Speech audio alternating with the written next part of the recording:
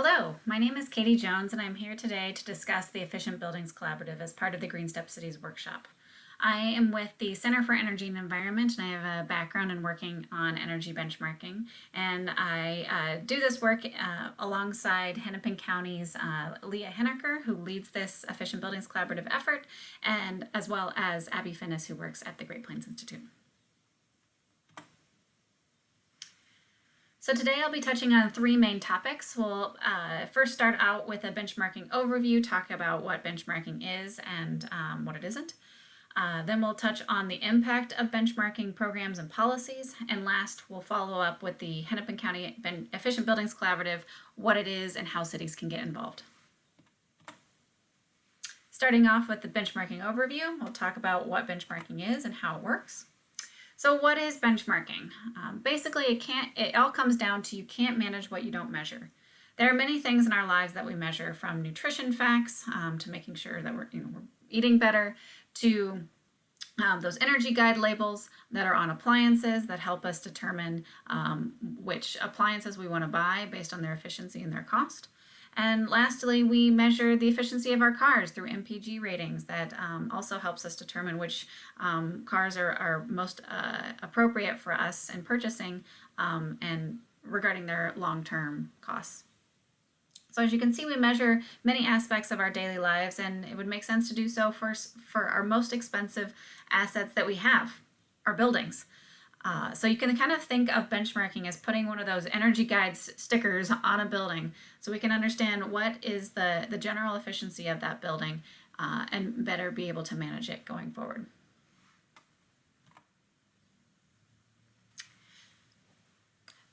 So the term benchmarking actually is combining two independent silos of information that have never been brought together before. The first silo is meter consumption information that includes electricity, gas, steam, chilled water, hot water, and water, delivered fuels, all of those energy sources and water sources, and combining that with building characteristics such as the area, the building type, the schedules of the building age. When we combine those two, we're able to get a sense of the whole building energy efficiency through three main metrics.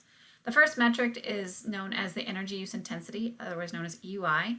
It's measured in kBTUs, which is an energy unit per square foot per year. And that is a raw number in terms of energy use.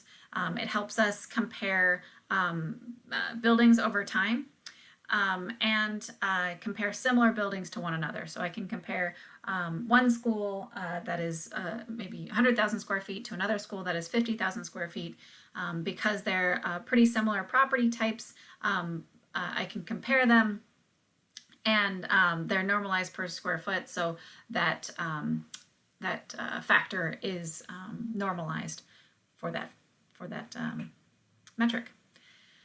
The second metric that I have here is the Energy Star score. It's a rating from 1 to 100, 1 being inefficient, 100 being efficient, with 50 being the national median. And so this score is actually a calculated score that is derived from a national survey done by the EPA of thousands of buildings every 5 or 6 years or so.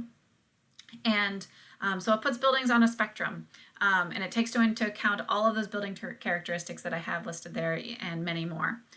So you have a much better, it's much more comprehensive metric, and you're able to compare buildings that are much different from one another. So I can compare a school to an office building to a retail store, and this Energy Star score normalizes for a number of those differing factors, so like type and age, and therefore it's a good sense of, or provides a good sense of which buildings are more efficient than others. And lastly, benchmarking helps us understand the greenhouse gas emissions from our buildings, which I know is a major interest to a number of our cities. So what buildings are typically benchmarked? Here I have them listed. Most often, large private commercial buildings are benchmarked, as are large private multifamily buildings and large public buildings. Why am I focusing on large here? Well, first, larger buildings typically use more energy, and in cities that are trying to utilize their resources and capacity most effectively and efficiently, it makes most sense to target efforts towards those buildings that have the greatest opportunity for savings. And so the larger buildings use more energy, and by changing their energy consumption by 5%, that is a huge amount. And so it's worth starting off with benchmarking efforts with the larger buildings. Over time, as the energy saving opportunities maybe become lower in those larger buildings, it makes sense to potentially scale down into smaller square foot sizes. A thing that I also wanted to mention here is that industrial is not included in benchmarking, and that's for the simple reason that industrial is, it's widget based. The amount of energy that an industrial facility uses is based less on the building asset and more on the number of widgets that are created. And so this tool of benchmarking is not as useful or applicable to the industrial sector. So what does it take to actually benchmark a building? For the Efficient Buildings Collaborative, and for actually around 50% of the commercial building space in the United States, the tool that is used is Energy Star Portfolio Manager. So it is a free tool provided by the EPA that is online and easily accessible anywhere. It takes generally 4 to 10 hours to set up a property in Portfolio Manager, and that includes, trying to gather the data that you'll need, including, the square footage of the building, square footage of the different property types within the building, and then gathering the further building characteristics as well as the meter consumption information, and setting up the processes for getting those entered in on an ongoing basis. I'll talk a little bit more about that in a bit. Once the profile is set up in Portfolio Manager, the subsequent years of benchmarking actually become pretty seamless and simple. Usually a couple hours per year, just to make sure that the data is flowing correctly into Portfolio Manager. Any building characteristics that have changed are updated, and making sure that water consumption is entered as well. So here I'm showing the benchmarking flow of data, and I've kind of separated this flow chart into two distinct parts. So benchmarking itself is the action of getting those two silos of information into Portfolio Manager, and that is done through a number of ways. So the building owner and manager can enter all of that information in manually. That is basically the only way to do it for the building characteristics. For the meter consumption information, there are a couple of other options. A number of building owners and managers actually have already are doing business with third-party tools for bill payment assistance, among other things. And since Energy Star Portfolio Manager is the national standard for benchmarking, a lot of those tools already connect into Portfolio Manager. So that is one route.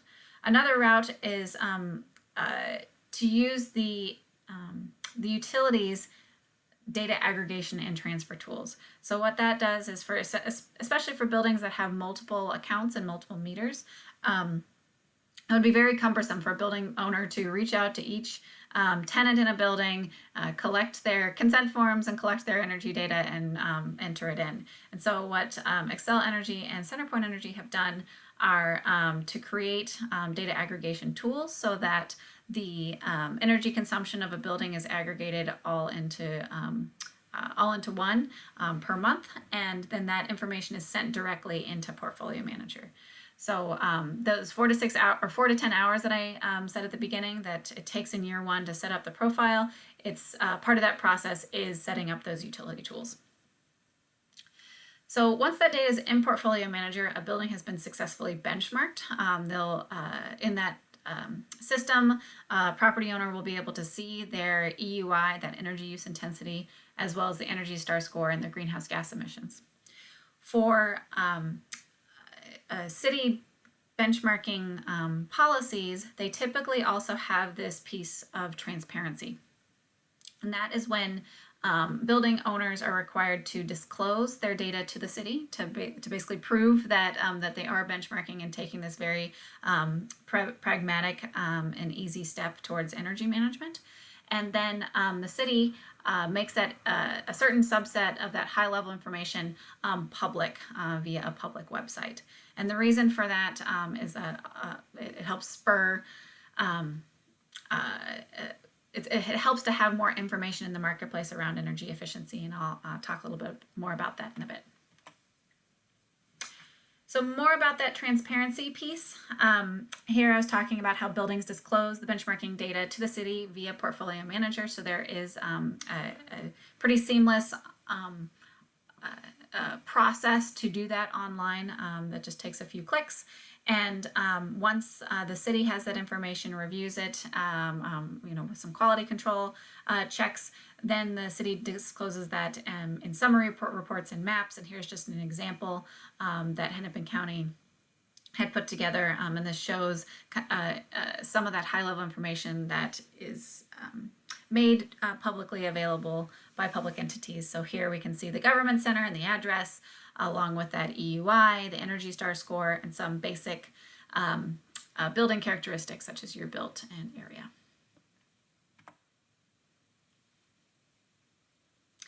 So as I was just saying,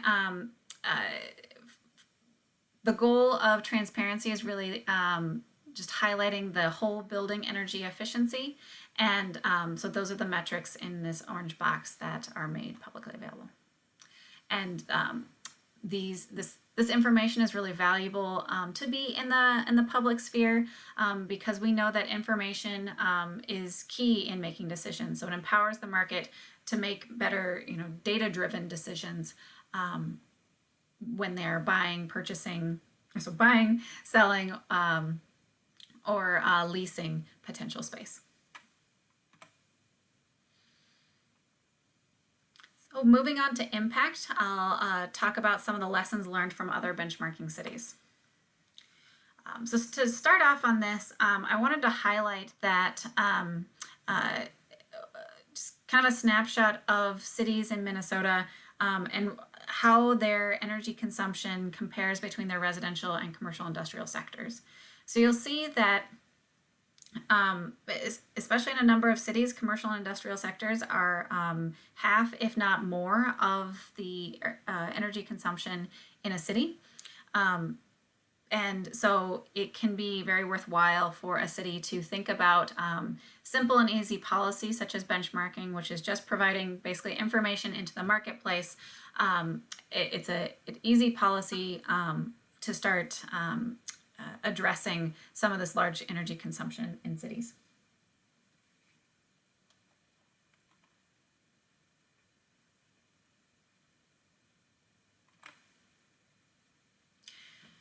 So what type of cities are adopting benchmarking? Here is a map of those. You can see that it's actually all over the country. It's not just clustered in certain areas. We've got a fair number of cities in the Midwest, and actually we now have 4 in Minnesota.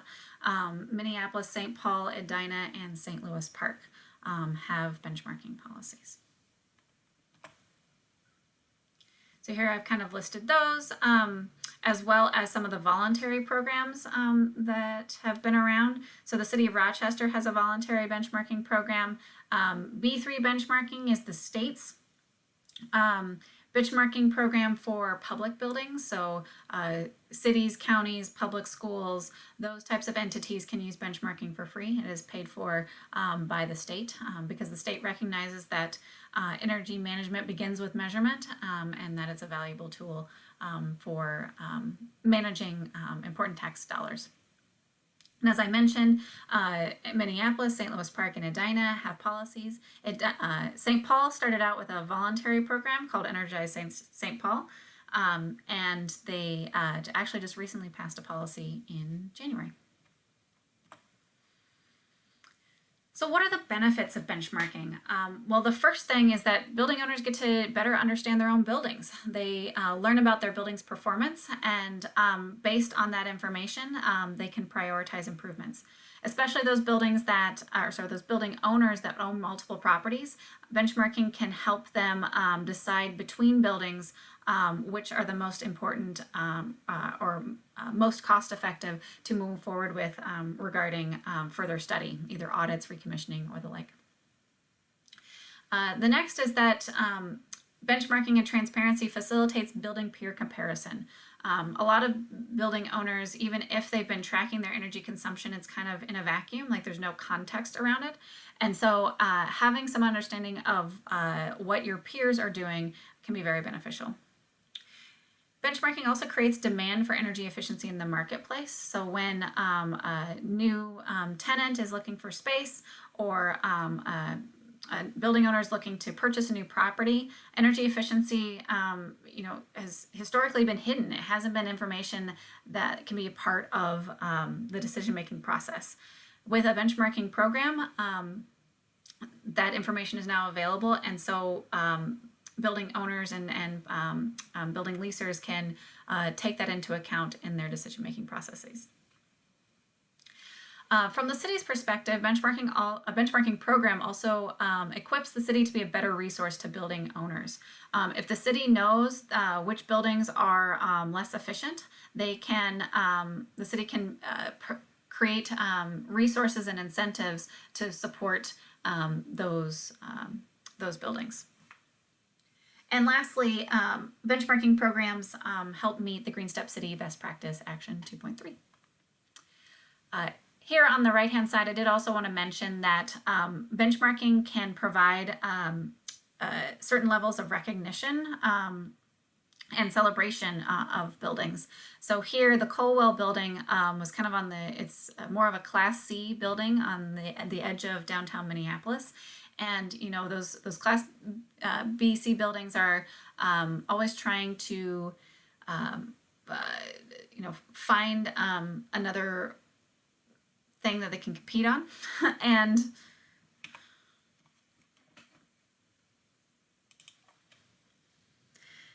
the other thing that I wanted to call out here was the picture on the right-hand side with the Colwell building earning Energy Star certification. So buildings that earn Energy Star scores of 75 or greater are eligible for Energy Star recognition. And this can be beneficial in a number of ways. Buildings are constantly competing for tenants, or they're maybe trying to beef up their image for pending or for next sale. And so this recognition helps to show that a building is being run efficiently as recognized by Energy Star. So getting down to brass tacks, what are the savings that we're seeing from benchmarking programs? So on the left-hand side, I'm showing a study that was done by Energy Star portfolio manager from about a decade ago that showed that buildings that were benchmarked over 4 years saw about an average savings of 7%, just on raw numbers, so on that EUI number, and then also a 6-point increase in their Energy Star score. So meaning that those who are maybe on the cusp of Energy Star certification are then inching towards getting that recognition. From more recent data, I've pulled here some numbers from cities with benchmarking policies. So we've got Chicago, Denver, Minneapolis, DC, and Seattle, and broken down the energy savings that were provided in their reports, and those reports don't necessarily come out annually, so that's why the dates here are different from one another. And so I've broken that down, just divided it by the number of years in each report, and so you're seeing here the average annual energy savings per city. So generally, we're seeing between 1% and 3% savings per year from benchmarking programs. So a more close to home example is what's happening in Minneapolis. So Minneapolis has had a benchmarking policy since 2013. They had a phased-in approach for their buildings complying, and so starting in 2015 is when all buildings were officially participating. And you can see that I've got the energy use intensity tracked, so the percentage change from 2015 showing here, and it's actually weather normalized data, so we can disregard some of those polar vortices. And each of the colored lines as a different property type. So you can see energy use trends are different per property type, and I think that's to be expected. As a whole, though, from 2015 to 2018, the city saw a reduction of 5.5% of energy use in commercial buildings that were consistently benchmarked. Oh, and I guess one more thing I wanted to say about that is when cities have benchmarking programs, they can take this information to provide more resources and incentives. So you can see here that the building type that actually has the steepest drop in energy consumption is the parking ramps. And upon further investigation, we learned that, so parking ramps, the majority of their energy consumption comes from lighting. They're mostly not heated spaces or cooled spaces. And so the buildings that have been retrofitting their lighting to LEDs are seeing giant savings. And so the city can take that information to then incentivize the remaining parking ramps to do the same, and basically share knowledge amongst a property type group. So what is the market seeing in terms of the value of having of an energy efficient building? Well, you can see here I've got results from about 6 different studies looking at the added value of that Energy Star certification on commercial buildings in the U.S. market. So across the bottom, we've got rental price, sales price, and occupancy rate. And on the y-axis, it's the average premium that an Energy Star rated building is receiving over the non-Energy Star rated buildings. So you can see here that the value does differ depending upon the study, but generally rental prices, sales prices, and occupancy rates are higher in buildings that are energy efficient and are recognized as such.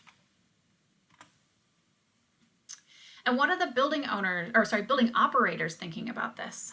There was a study done by an electricians association in New York City where they've had a benchmarking program since about 2009.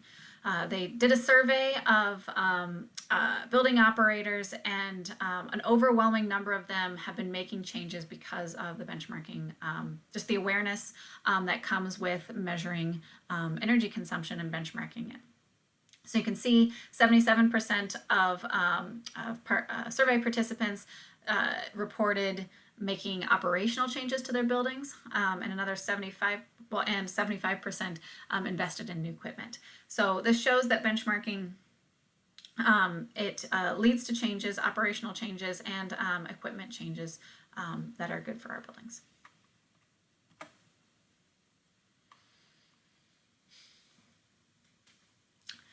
Another thing I wanted to touch on was the impact of mandatory programs versus voluntary benchmarking programs.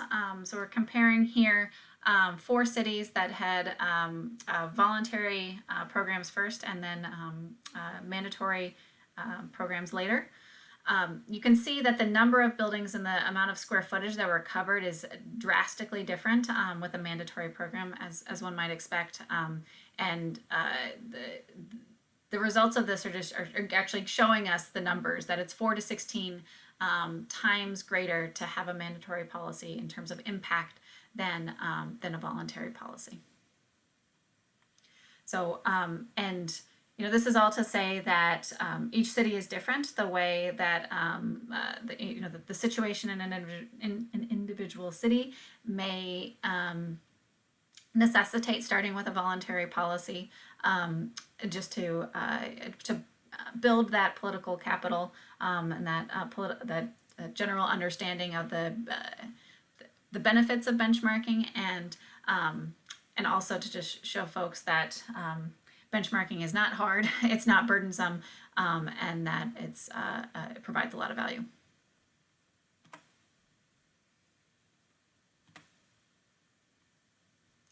All right, so I'll next move on to the main component here of the Efficient Buildings Collaborative. So we'll talk about what the collaborative is, and how it can help develop a benchmarking program or policy in your city.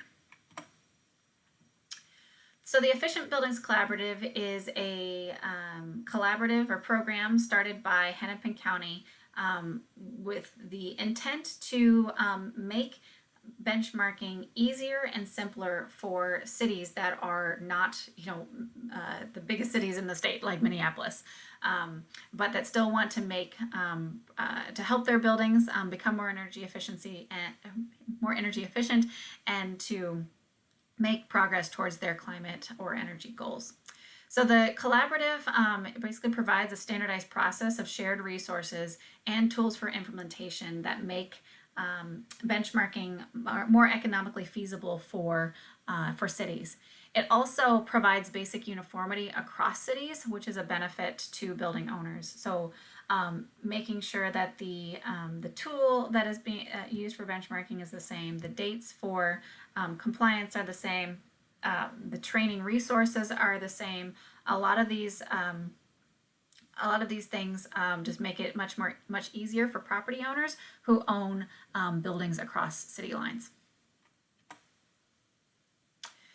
So this graphic is a little complicated, but I'll explain it by starting up at the top of, so who's involved. Obviously, Hennepin County is the lead here. They oversee the program and engage cities.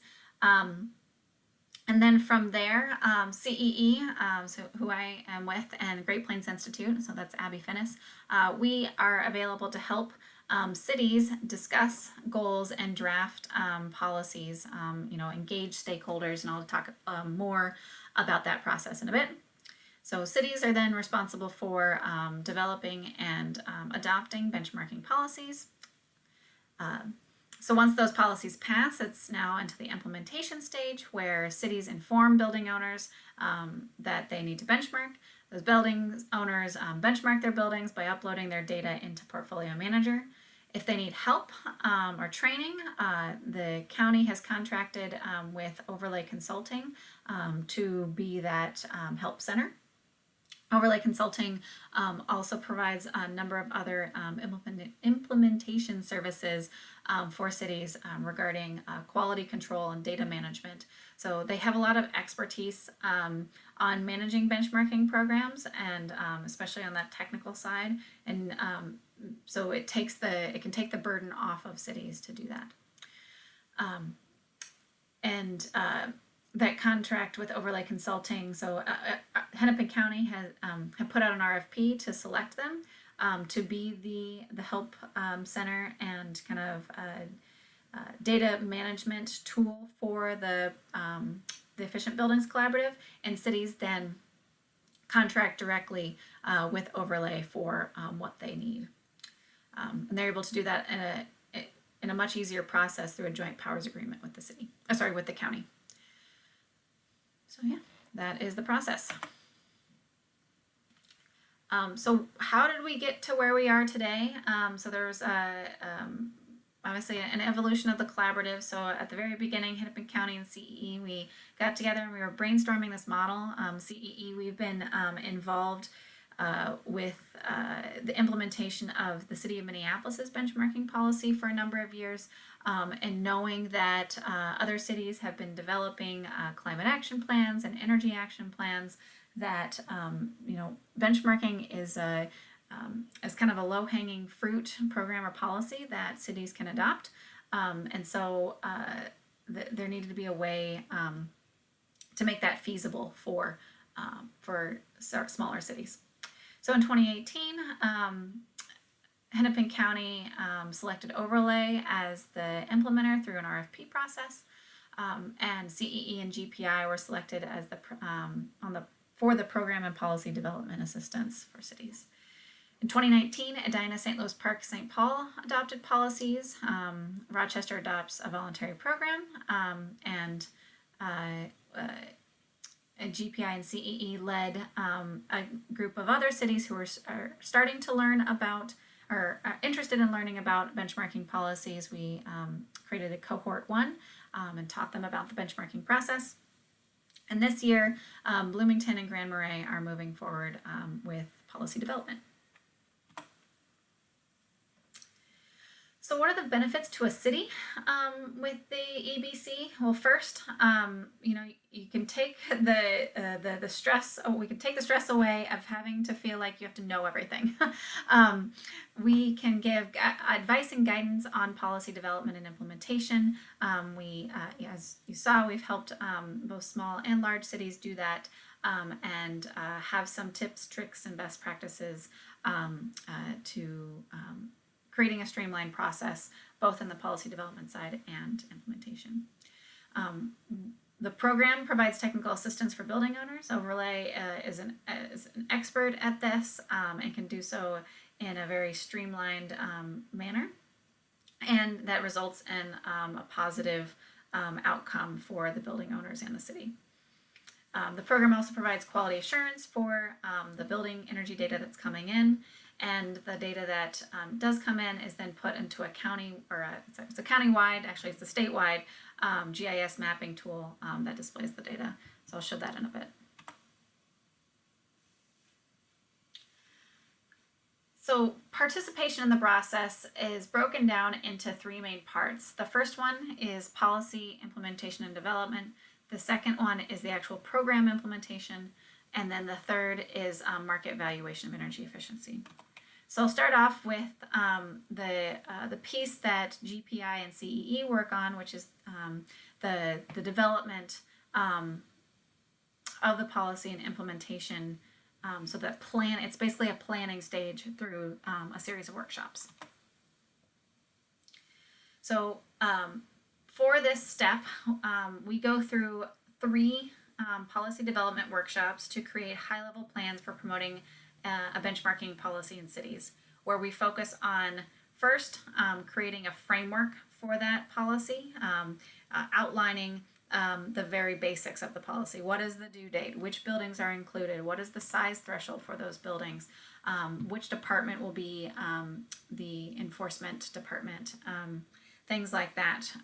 We know generally what pieces need to go into that policy framework, and just have to ask the right questions for city staff to then answer.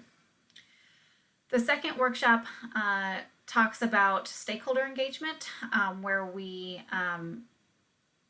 identify a list of stakeholders who are in the community that would at all have a stake in this policy.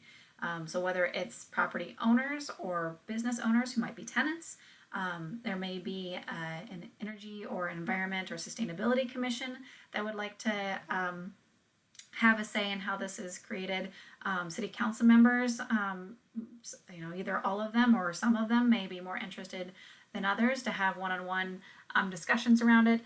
So we talk about that, identify those, and create a plan for engaging those stakeholders. Then that third workshop, we discuss the internal needs of the city for operating once a policy has been passed.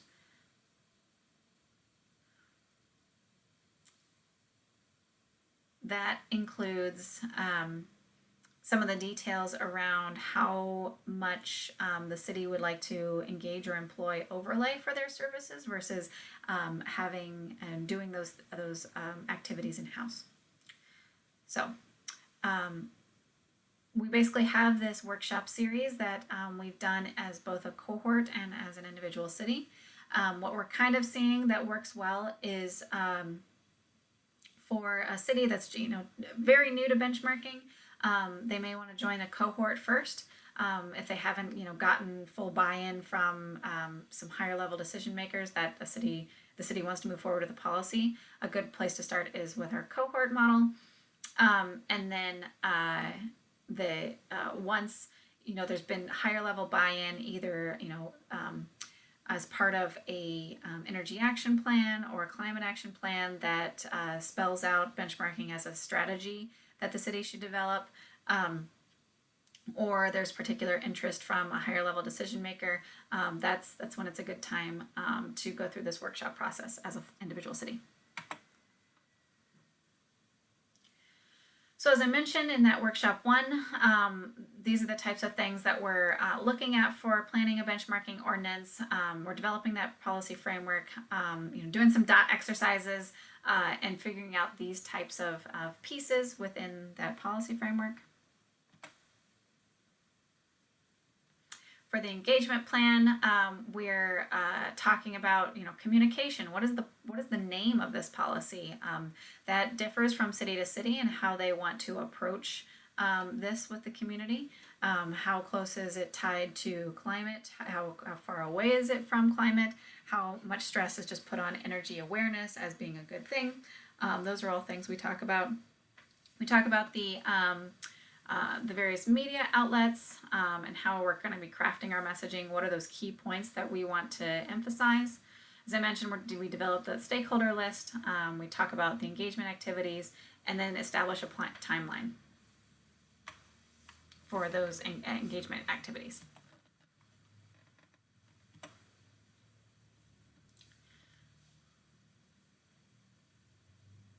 So that third workshop, we are talking about operations plan, where we're getting a lot into that compliance and enforcement piece.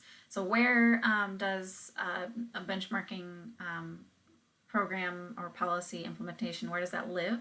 What is the annual process and roles for various staff within that department? Would there be enforcement on the policy? What enforcement mechanisms exist for this type of policy? Some cities have administrative citations, some don't. Some have occupancy permits, some don't.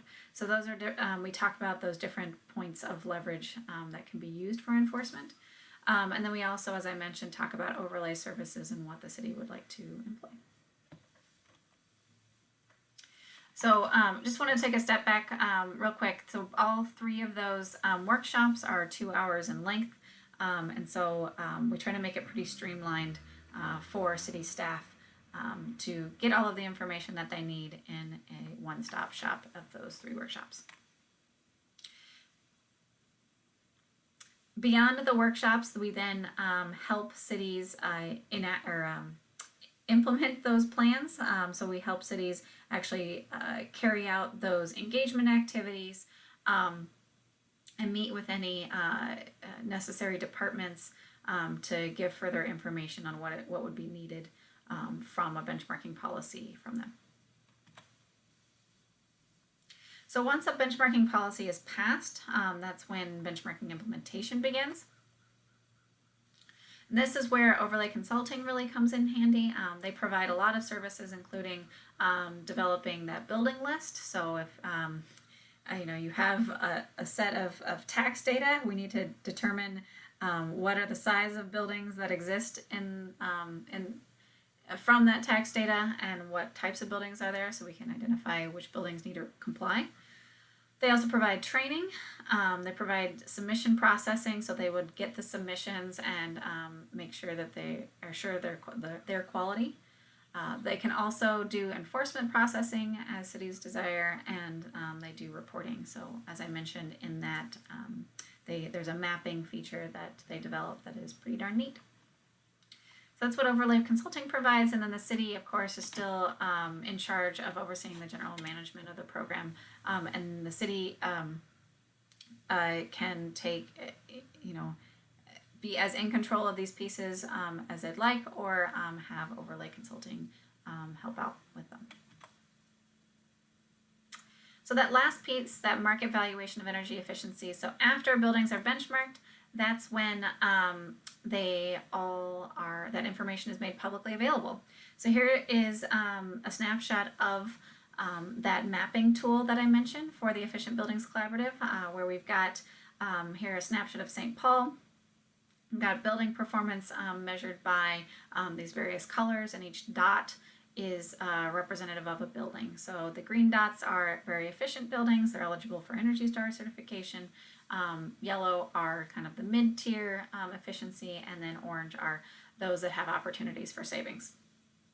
Some buildings are not eligible for Energy Star scores, and that's because, as I mentioned, there's a kind of a survey of buildings that the EPA does every so many years, and because of the logistics of doing that survey, there are about 20 property types for which the EPA does that survey, and so and those are the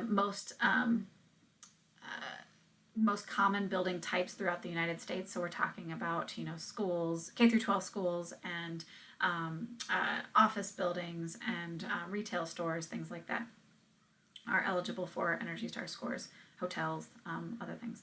So buildings that are more unique or are not as common, for example, mixed use buildings that are maybe half warehouse, half office, or an apartment building that is partially office and apartment and a restaurant, those would not be eligible for an Energy Star score.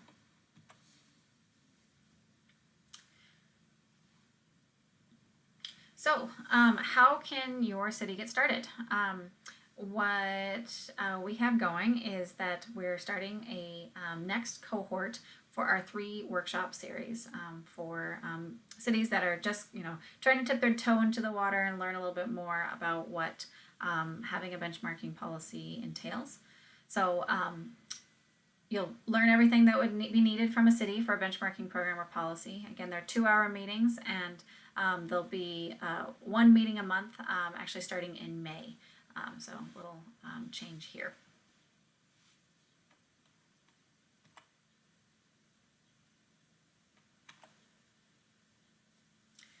All right, well, that is my presentation today. I hope you found it useful for understanding what benchmarking is and how your city could become involved in the Efficient Buildings Collaborative. Thank you so much.